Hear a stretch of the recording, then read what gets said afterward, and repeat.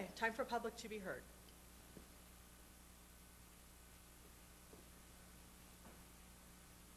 Hi, Frank Purcell, 538 Penn Street. Just have a couple things. Just wanted to ask the council during their upcoming budget process to reevaluate the cost of televising the council meetings. And the reason I bring that up is the June 14th meeting, which was the last televised meeting. It was not quite visible when you watched it on TV, and it was totally inaudible. And I guess I don't know if it's a funny thing, but the only people that reported it to Borough Council were myself and Gerard O'Malley. So it leads me to believe, I wonder how many people are actually watching this. But at the very least, I just want to make sure that everybody knows that it was not watchable, and we probably should at the very least ask for some type of refund for basically not having it televised. Because that thing's been running since June, because we didn't have a televised meeting in July. So that thing's been rolling, and it's about this big on the TV screen, and there's no audio. So I don't know if anybody else noticed that, or anybody got any comments from anybody in their neighborhoods, but just a comment. Mentioned the 5K, the library 5K. The Newtown Corporation has actually been approached by the library to help them market that event, because they had to switch the dates, and we're going to certainly take on that task and help them out with that. And then under the President's report, Julia talked about, I wasn't able to be at the meeting with all the business owners. I wish it had been. It sounded like there was some good dialogue back and forth, and two of the issues were unity and marketing.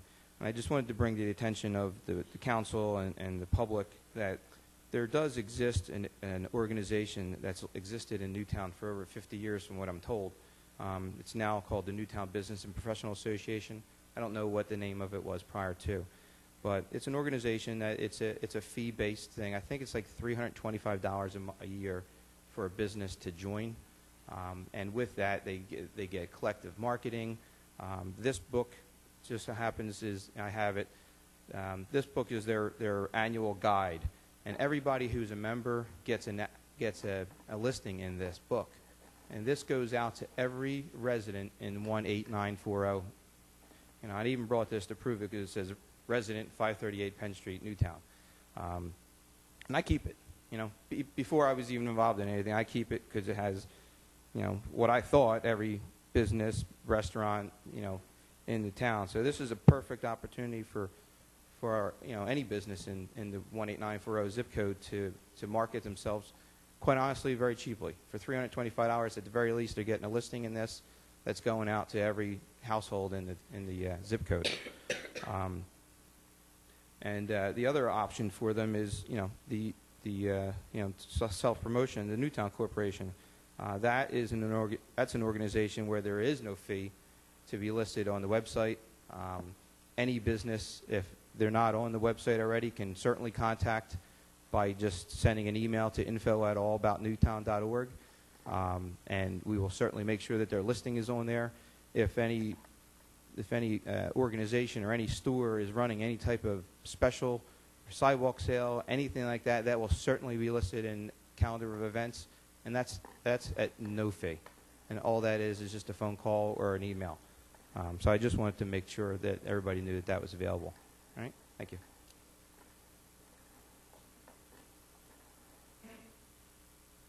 Good evening, Paul Salvatore, 148 North Elm. Frank, I have to correct you. It's not $325. It's an even better bargain. It's $175 to be a member of the Newtown Business and Professional Association, and it was previously known as the Newtown Businessmen's Association. It was established in the early 1950s, so it's almost 60 years old.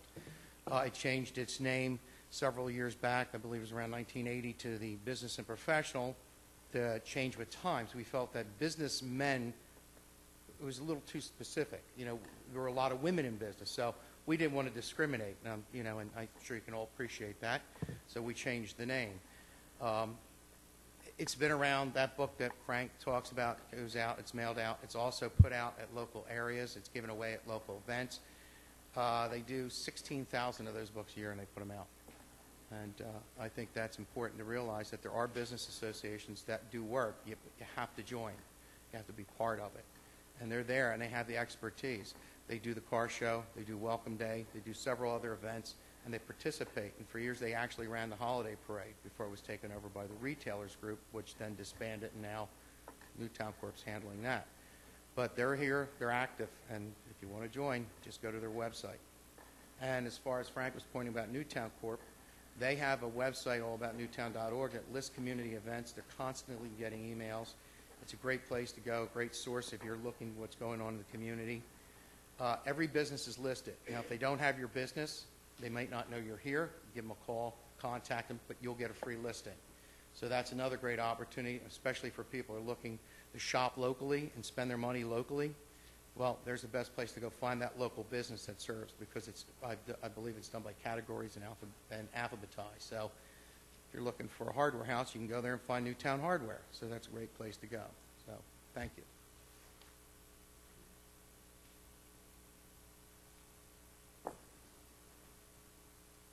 Hi, I'm Ralph Rogers. I live on Center Avenue. I believe that I have been singled out as the only one that I'm aware of that is not allowed to park in the SEPTA parking lot on Lincoln Avenue and Penn Street. I was told by zoning officer Joanne Brown that unless I can show her that I have permission from SEPTA to park there, that I'm not allowed to do it, and that I had moved my vehicles before it becomes a legal matter. Now, I've been by there many a times. You have Scott's parking all kinds of vehicles in there. There's vehicles parked there anytime, day and night, but for some reason, I'm not allowed to park there. I would like to know why.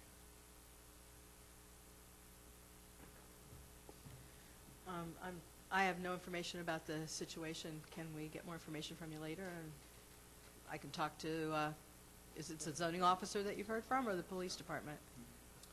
Zoning officer. She called me and told me that I was to remove my vehicles. And what vehicles were parked there? I had a boat there and a car. Okay. There's a boat there right now. There's a trailer there. Scott's has vehicles there. But the movie night, people come in and park. All day long, cars come in and park for one reason or other. But she told me that I'm not allowed to park there. Well, we'll have to look into it. Can we make sure we have your phone number so we can get back to you? And 215-968-5619.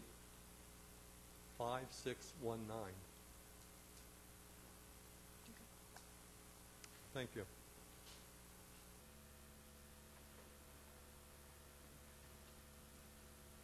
If I could, my name is Jim Schneller. I'm with the Philadelphia Metro Task Force.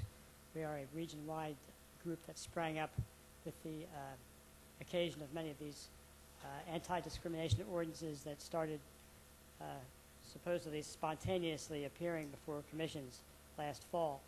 And we have members in your town and in the region, and I just wanted to leave a short hello with you now that you've possibly taken this under your consideration. And I wanted to give you a tiny bit of background about the fact that these ordinances are not something, or we would hope, was something you wouldn't view as simply a feel-good or a very humanitarian and civil rights type ordinance that has been bestowed upon certain townships, and you would rightfully think this is the way to go. We are, by the way, we're an affiliate of the American Family Association of Pennsylvania, and we pride ourselves on being absolutely Christian and otherwise wide open to our neighbors of all sorts and all backgrounds. And there's nothing hateful or anything about us, but we're very concerned about the morality of the Philadelphia area. And we see the Philadelphia area, as with Pennsylvania, as a prime ground where perhaps the forces of behind-the-scenes pressure and pressures that really don't work with our goals of transparency, we've really been able to encourage boards to get it all out in the open so the citizens can see that the matter is not really truly a well-grounded civil rights issue. And without going into detail, we did send you an email, I believe, about 48 hours ago. We hope it wasn't too lengthy. We hope it wasn't controversial to your thinking. But we don't think that the goals of the me generation and the goals of America can really ever mesh. And every time there's conciliation to a more wayward, if you would, sort of life, we feel that there's a piecemeal process at work. And we really implore you, if this ordinance comes before you and goes through processes, that you won't view it as something that's conciliatory, where you really should view it as something that is intentionally stepwise and intentionally aimed at the youth, future generations. And it's all about the youth.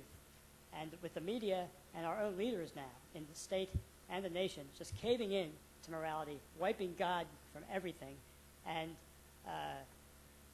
causing the American way of life to be falsely engineered, we hope that you at the local level, you who really have a chance to make a change, can stop this effort. And why do we say stop? Is that too strong a language? We simply know that this is an effort to tell Harrisburg to pass a marriage amendment, a gay marriage amendment. We know that this is an effort to get a couple of dozen of the localities to get on the boat, and this way Harrisburg can be pressured into passing something. Thank you.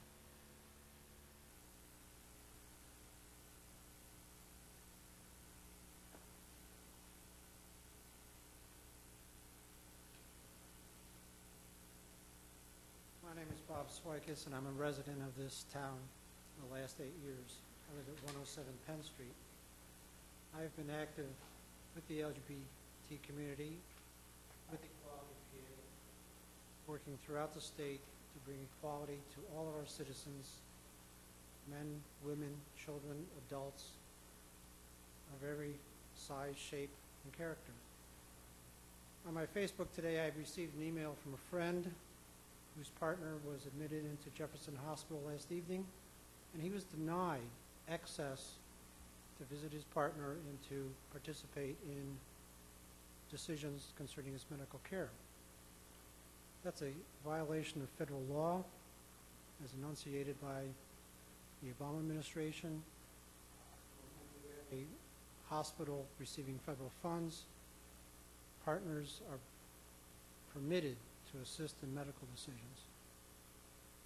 I've also participated in the production of Embraceable You, which is a movie from New Hope, which shows the acceptance of individuals for the quality of their character and their participation within the community as policemen, firemen, doctors, teachers, lawyers, ministers, child providers.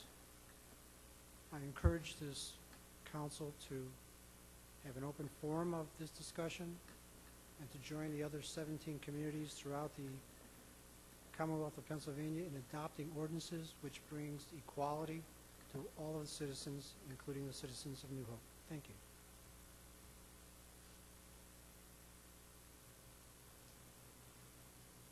Diane LaBa, Penn Street, proud neighbor of Bob's.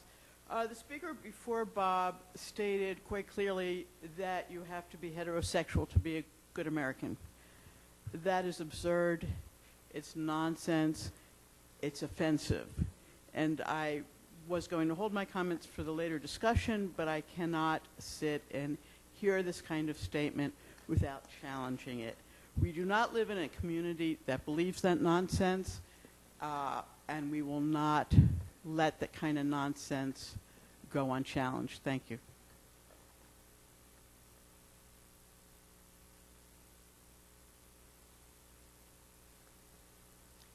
Does anyone else wish to be heard at this time?